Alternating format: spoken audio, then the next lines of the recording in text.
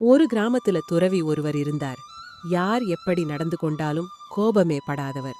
அந்த துறவி அவமானம் படுத்தினாலும் கூட கண்டுகொள்ள மாட்டார். பலர் எப்படியோ முயற்சி செய்தும் அவரை கோபப்படுத்தவே முடியவில்லை.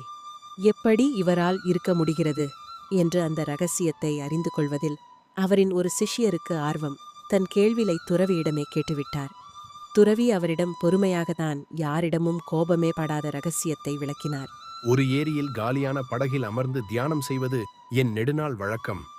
அப்படி ஒருமுறை தியானத்தில் இருந்தபோது நான் அமர்ந்திருந்த படகை வந்து முட்டியது ஒரு படகு. என் தியானம் கலைந்தது.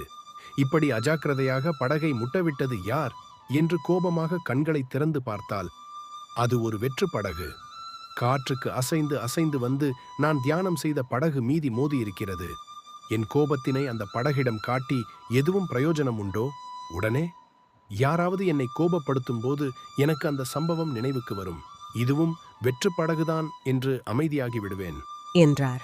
கோபத்தின் பாதிப்பை நாம் 3 வகைகளாக பிரிக்கலாம். 1. கோபம் அறிவை பாதிக்கக்கூடியது. 2. கோபம் உடலை பாதிக்கக்கூடியது. 3. கோபம் நடத்தையை பாதிக்கக்கூடியது.